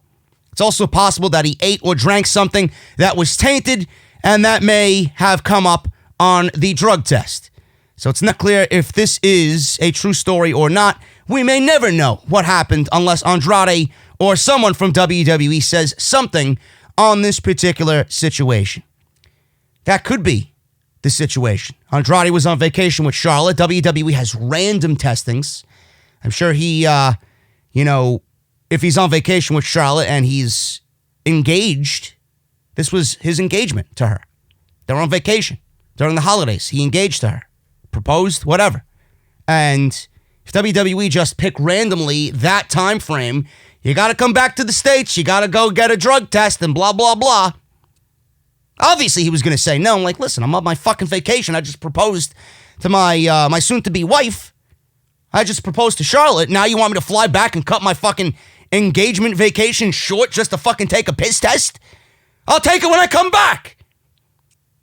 So WWE, like the petty fucking people that they are, the lack of compassion and sympathy and respect that they have for their own talent, they probably fucking flagged him because he didn't take the drug test on their time. I could absolutely see that happening. Now, you couple that with the fact, normally when WWE knows someone is guilty of a drug test failure, that they have an illegal substance in their system, and they're a champion, WWE could have easily booked Humberto Carrillo to win the United States Championship on Monday. Instead, they opted to not give Humberto Carrillo the United States Championship. They allowed Andrade to hold the championship through this 30-day suspension, and it makes me wonder if he really did get nailed with something in his system and he was guilty of it. WWE has, they've done it before. They could have easily punished him and took the title off of him and, made an example out of him. Listen, he failed the drug test. We gave him the honor of being the United States champion. Now he let us down. We're going to give the title to Humberto Carrillo, even though that would have been a fucking mistake. And he's going to have to work his way back up. Now, Charlotte could have also been an issue with that. Maybe he did fail something as the United States champion and they didn't want to upset Charlotte Flair any more than she's already upset by taking the title off of her fiancé. I don't know. But it certainly looks like that could be a real life, a reality of the situation here. And the reason why they didn't take the United States Championship off of him because he didn't really fail a drug test, but he just simply did not comply with when they wanted the drug test. And he said, you know what, I'll do it after I get back. And he didn't comply, and they failed him for not meeting their time frame. I don't know. It's a very, very weird situation. I don't know if we'll ever know what happened, but all we know is that the most important thing is that Andrade is still the United States champion. He's looked at as the future of Monday Night Raw. He is majorly over with Paul Heyman. He's got the world by the balls right now. He's going to be married to Charlotte. I mean, that alone is probably his greatest fucking accomplishment. That alone gives him a safety net. So it's going to be very interesting. But like I said, I don't think we'll find out ever what happened. And it's just very interesting that that particular option, that situation was brought up by Savinovich. That's a good one. So I could absolutely see that being the case, but like I said, we'll find out sooner rather than later. We never find out what's going on with this. So very interesting stuff to follow. If I hear anything, obviously, I'll let you guys know right here on the show. Angel Garza. He made his debut on Monday Night Raw this week, and everybody that watches NXT and is very high on Angel Garza collectively took a deep breath when they seen him come out with Zelina Vega. Angel Garza made his debut on this week's episode of Raw. Seems like there was a reason for this. Meltzer noted on the Observer Live, and I quote, "For right now, Angel Garza is here because Andrade failed a drug test and they needed something. That's what he's here for. I know he should stay and he may stay, and there's no rule that he has to go back to NXT. But right now, the idea is that he's going to be on both shows and he's an NXT guy, but he's a fill-in for 30 days as of right now." Garza certainly, obviously, to everybody, if you watched him, certainly has the look, the charisma, and the in-ring style, and the in-ring caliber of work that we expect for a wrestling show. It's all there. It's all there for Garza. Do I think that this is going to lead to his full-time call-up? Yeah, because the more that they see him and the more that they get to know who he is, the more WWE is going to want to keep him on Raw. The more Paul Heyman is going to want to keep him on Raw. Now, he lost the Cruiserweight Championship in a very unceremonious fashion. Now, he didn't get pinned for the title. Jordan Devlin won the championship in a fatal four-way at Worlds Collide. But before that match, Garza had just won the championship from Lio Rush. He was barely a champion. He had the title for what, a month? Probably a little bit more than that. Not really what I call a caliber reign for somebody that has been built up to take that spot and go on to have a several-month reign. They had him drop it almost immediately to Jordan Devlin. Everybody loves Jordan Devlin. Shawn Michaels is incredibly high on Jordan Devlin. Triple H is incredibly high on Jordan Devlin. So they figured, well, we're going to go with our guy, and Angel Garza is going to get promoted to Monday Night Raw, or demoted to Monday Night Raw. I do think that he'll be on NXT for at least a little bit longer to get that one-on-one match with Jordan Devlin out of the way. He'll lose, and then he'll make a full transition to Monday Night Raw. I do not see Angel Garza beating Jordan Devlin for the Cruiserweight Championship. I don't think they'll do that to their guy, the guy that they're so over on. Angel Garza is going to lose, and then he'll be on Monday Night Raw, and we are going to get Garza, Humberto, Andrade, and Rey Mysterio in this four-way triangle. And this, like I mentioned on the Raw review, this could eventually lead to WWE expanding what happens here with Andrade and Rey Mysterio. Now you got Angel Garza involved. Now you got Humberto involved, right? This could potentially expand Andrade and Rey Mysterio out till WrestleMania. You could do a ton of matches. You could do Andrade versus Rey. You could do Rey versus Garza. You could do Garza versus Humberto, right? They could expand this out to WrestleMania, and we could get that final match for Rey Mysterio at WrestleMania, which is rumored. It's been rumored for the last year, going back to last year's WrestleMania. Hair versus mask, with Dominic in Rey Mysterio's corner, and obviously Zelina in Andrade's corner. Mask versus hair. Rey Mysterio loses. He demasks and bestows the mask to Dominic, who takes over from there as the Mysterio character, and Rey goes on to somewhere else. Because I know I heard that Cody is very interested on when Rey Mysterio's contract is up with WWE. So Angel Garza, to me, he might have made his Raw debut. You might be hearing that he's going to be splitting duties. Eventually, those duties will no longer be split. He's going to lose the Cruiserweight Championship match when it happens to Devlin, because he called him out on this week's show.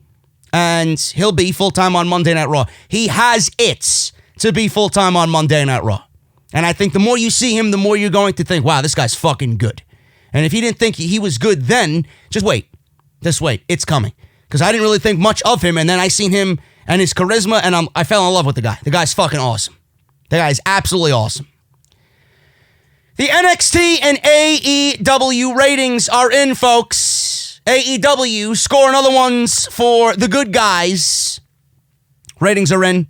Wednesday Night Wars. Dynamite got the win, averaging 928,000 viewers on TNT. That viewership number was up 25% last week. Cody sacrificed himself for a 25% rating, up from last week, with the coverage of the impeachment hearings and Democratic primaries dominating the cable news ratings. Dynamite dropped to 11th in the 18 to 49 demographic, which is not, it's normal, right? It's not something that we should look at as like, oh my God, and worry.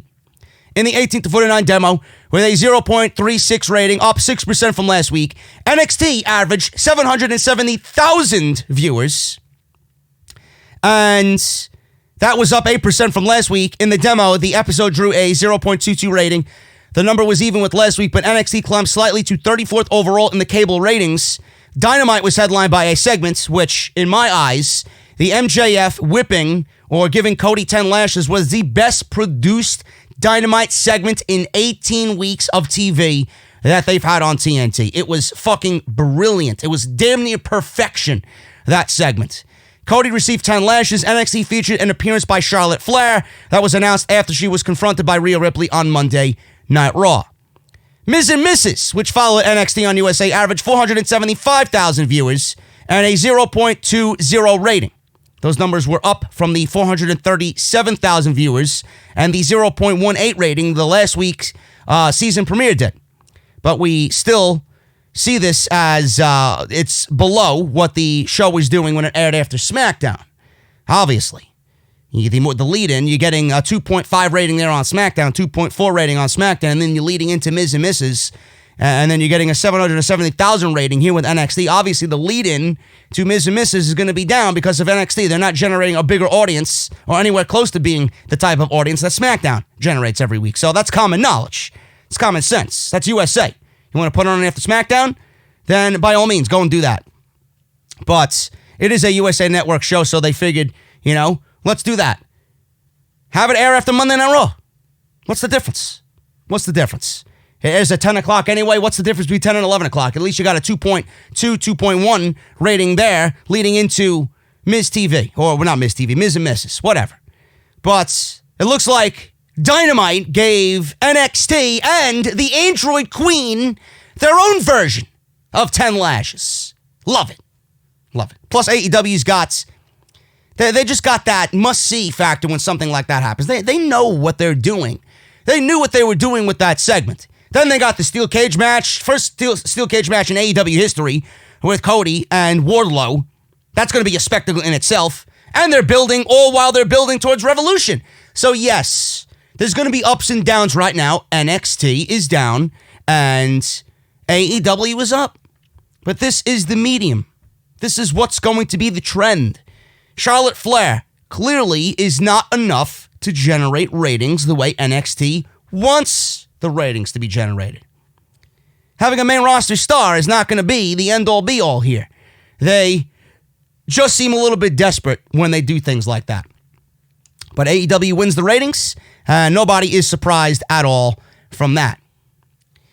WWE signs Timothy Thatcher and Killer Kross. I'm not surprised by Killer Kross' signing, but Timothy Thatcher, I was very surprised by. I don't know much about Timothy Thatcher. I've seen maybe one or two of his matches. The guy's fucking legit as all hell. That's all I know.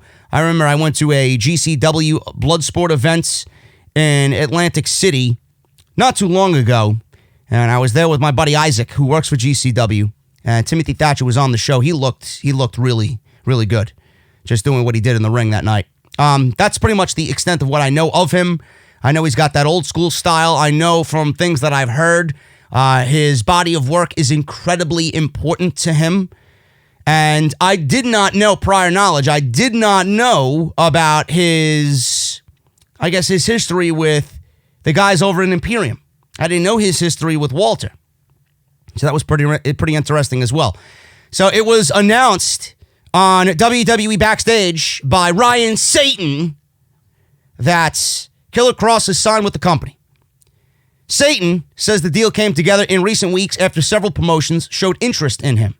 Kross had previously denied signing with WWE, which makes him look like a complete fucking idiot. Oh, I never met Triple H. If somebody out there can make that meeting happen, I'd love to meet the guy. Bro, really? Meanwhile, I knew you were down in Orlando 3 weeks prior to that meeting with him, and probably that's when the contract was signed. Give me a break. I'm excited for him to come on in. I think the guy's got all the potential in the world to be a breakout guy in WWE, a legit top guy, but I mean, when you go out there and start expressing yourself, oh, I never met the guy. Oh, I'm taking my options very seriously. I haven't signed with anybody. Bro, seriously, come on. It's ridiculous. Don't say anything on the matter. Just say, I can't talk about that right now. You'll see when you see. Simple. I never met the guy. Bullshit. So the deal came together in recent weeks after several promotions showed interest in him. He has not spoken to WWE, according to him. This is not unusual since wrestlers are told to stay quiet about signing until the company can get the news out themselves.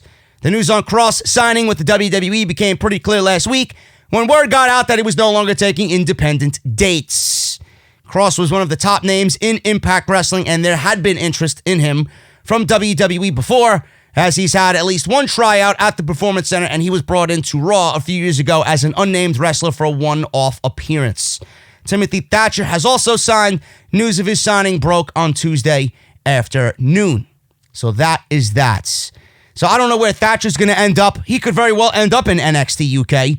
You know, I don't know why you would think about Timothy Thatcher joining the main roster. He's got NXT written all over him.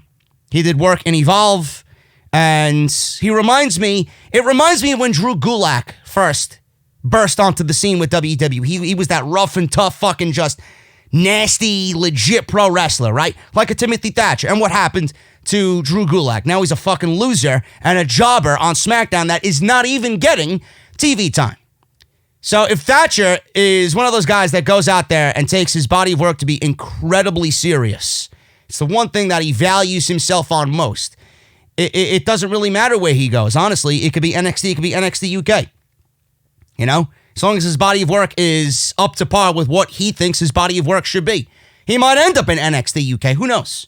Who knows? We'll see what happens. It's going to be very interesting to see where he ends up. Killer Kross, I've heard rumors that he's going to be fast-tracked to the main roster. I would not do it. I'd put him in NXT because like I said, I see Undisputed Era getting called up this year, no question. Baszler's getting called up, and I think Killer Kross would fit perfect in with NXT. Nobody's going to know who a Killer Kross is. WWE's not going to give Killer Kross the time of day on the main roster, and if they do, they're being hypocrites.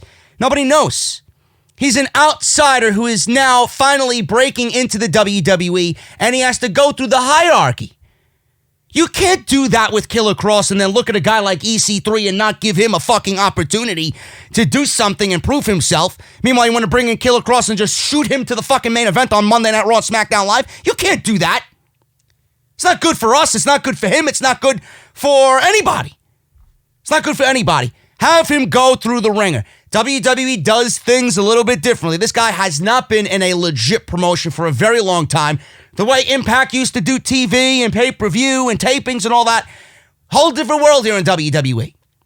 Get what you need to know down in NXT, and then in a year, if WWE wants you, if you fit into their plans, maybe they'll get called up, or he'll get called up to the main roster. NXT is where he needs to be. I'm sorry. Nobody's going to fucking jump out of their seat for a Killer Kross on WWE TV. You need proper vignettes, you need time, you need dedication, you need fucking effort to be put into everything to package him to the fans and make him a big deal. Is WWE going to do that now during WrestleMania season? No. No. Have this guy show up after Tampa TakeOver and do something and introduce himself there, and that's it. That's it. Give him the Adam Cole treatment in NXT when Adam Cole first burst onto the scene in NXT. That's the way you go about debuting Killer Kross. Triple H, speaking of signings, this is absolutely ridiculous. I don't believe this for 1 second. Triple H reportedly determined to sign Kazuchika Okada to a WWE deal. This is a legit story, folks. I found this floating around and I laughed at this legit story. Triple H reportedly determined to sign Okada to a WWE deal. Triple H has his eye on a few top stars all over the world. He's now reportedly setting his eyes on a man who many consider to be the best wrestler on the planet. Pro Sports Extra. Now, please take this with a grain of salt. I would not doubt that Triple H wants Okada, but I don't know what these reports are coming from Pro Sports Extra. I don't know who they are. So please take it with a grain of salt. They're reporting that Triple H's personal mission is what they deemed it. Triple H has made it a personal mission of him to go and sign Okada to a WWE contract when his New Japan contract is up. Triple H is reportedly a huge fan of Okada and has shown his matches to others. Per a source, they say, and I quote, Triple H has made it his personal mission to sign Kazuchika Okada when his contract is up. Triple H is said to follow Okada's work closely and has shown his work to others in the company. Details about Okada's contract length are scarce. He was making over $2 million a year in 2016, and that was a number that was a substantial portion of New Japan's total income. As the years went on, Okada's importance to New Japan Wrestling has only grown. Odds are it will be a very tough sell for Triple H to convince Okada to leave New Japan for WWE, but you know the old saying is never say never in the world of pro wrestling. This is actually quite laughable to even think about. I think we have a better chance of Triple H wrestling for New Japan than having Okada come into the WWE. If I'm not mistaken, Okada was in the States for a recent WrestleMania. I don't know what WrestleMania it was. It might have been WrestleMania 34. I'm not sure. I think it was the WrestleMania where we seen Braun Strowman and Nicholas, I think. I could be wrong, but I know he was in attendance for a WrestleMania, and I know he was quoted saying, because someone obviously asked him, would you have any interest working for World Wrestling Entertainment? And he said no. He said no, because he didn't like the way the product was, he didn't like the product. He didn't like the direction of the product. He didn't like the product's in-ring work. And Okada, I'm sure, is somebody that values himself on his body of work. And Okada will not ever be given the opportunity to be Okada. Okada will never be given the opportunity to do what he does in New Japan, in WWE. Maybe under Triple H. Maybe. But on Monday Night Raw and SmackDown, I can't see Okada wrestling on Monday Night Raw and SmackDown. And who would want to see Okada in that type of spotlight on Raw or SmackDown? I mean, just look at WWE's laundry list of people that they took from Japan and have ultimately killed. Asuka, Kairi Sane, Shinsuke Nakamura, right? Who else? Who else has been from that part of the world that WWE has wanted so badly? Io Shirai undoubtedly is going to get brought to the main roster and then be ultimately killed, right? If she even stays. They are possibly on the ropes about losing her. She's on the fence of even being in the company because she wants to be back home. WWE does not have a great track record at all. They're batting 0 for Japanese talent making it big on the main roster. Vince is going to look at Okada and say, who the fuck is this guy? He doesn't speak any English. And I'm supposed to treat this guy like some big fucking deal over my guys? It's not going to happen. Like I said, we got a better chance of Triple H wrestling for New Japan Pro Wrestling than Okada coming to the WWE. Okada might have one thing going for him, and that's his size. He's a tall guy. He's a tall guy. But Vince McMahon is not somebody that values body of work. And I cannot see this happening. And if Okada does come to the WWE, man, you know, you talk about Brock Lesnar making $6-7 million a year at the WWE.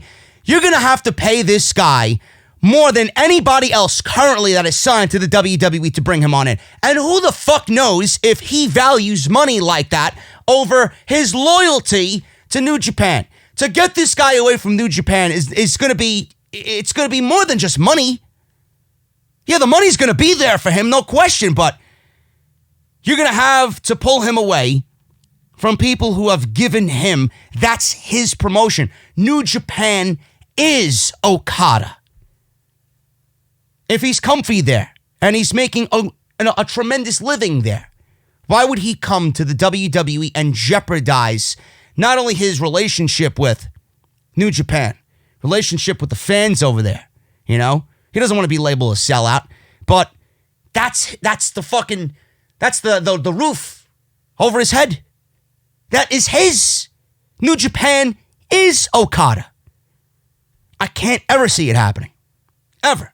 And if it was to happen, you clearly can't have him on TV every single week.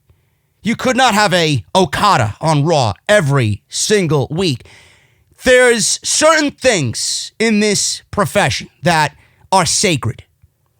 I don't know the majority of Okada's work. I know of Okada. I've seen Okada wrestle. I've watched every match he's had with Omega that are heralded as the greatest matches ever. I know how the guy works. I know enough to know how he works. Some things in this business are sacred. Some things in this business need to be treated as fucking the most important thing ever. If WWE ended up signing Okada, it would be looked at as a sacred thing. You don't have a talent like, especially at his age. What is he, 31? And he's heralded as the best wrestler on the planet, A, and some people think he's the best ever, period. If he comes on into the WWE, he's got to be given the Brock Lesnar treatment. Has to give. They have to give him the Brock Lesnar treatment. It has to be. You can't have this guy on TV 52 weeks out of the year. That is something that needs to be sacred. And I don't think WWE is the one company that does not give a shit about importance or value. They will do. Their mentality is, how can we fuck it up and then try and rebuild it? They'll look at Okada and they won't know what to do with him. Might be a personal mission for Triple H. Bro, Fox is paying WWE $1 billion. So you better take multi-million dollars to even start to perk Okada's ears up. And even at that point, I don't think it's going to be enough to sway him away to come to the States and wrestle for WWE, jeopardizing literally not only New Japan, but an entire career that he's built on his body of work.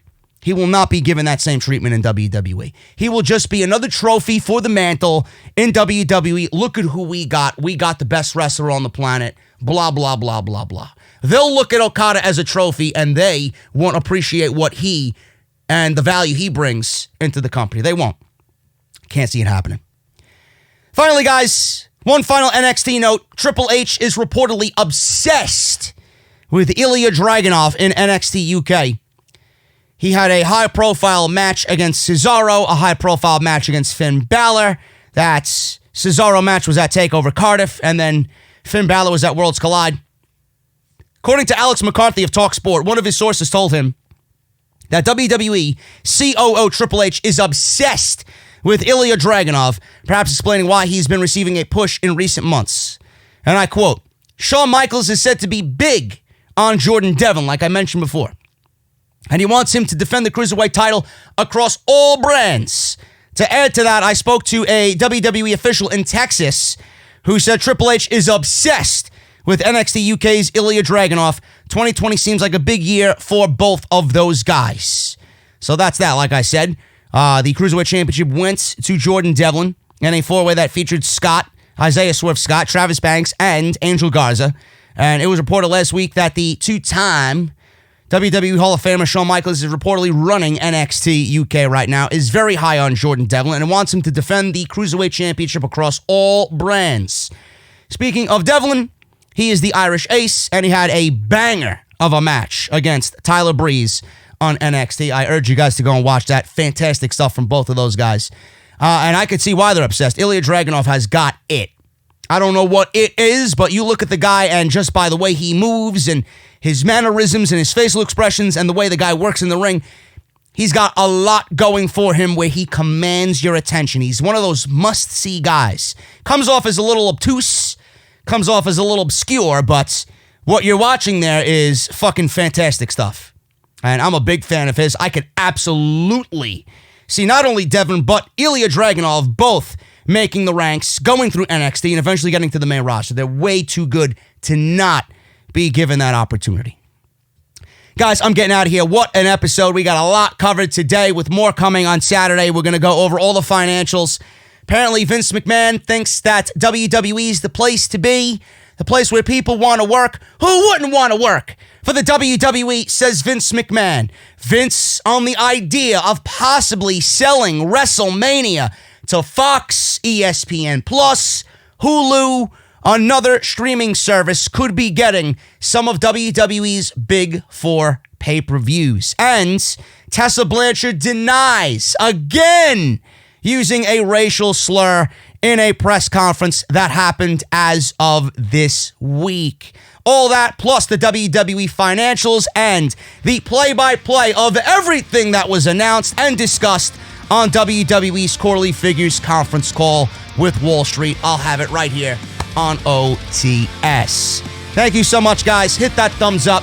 Follow me on social media at JD from NY206 on Twitter, on Instagram as well. Make sure you guys enter my Tavor giveaway. Look at my recent post. Everything you need is right there. So you guys can win a $100 gift card to Tavor. Hit that subscribe button down below. Like I said, turn on that bell for all notifications. Hit the thumbs up as well on the video down below. If you missed any of my other content in the week, everything you need is linked down below in the description. And manscaped.com. Go and get your lawnmower 3.0 and use code SCRIPT for 20% off and free shipping. Guys, I'll see you right back here for part 2 of OTS this weekend. Should be a good one. And I'll see you guys right back here on Saturday afternoon. See you then.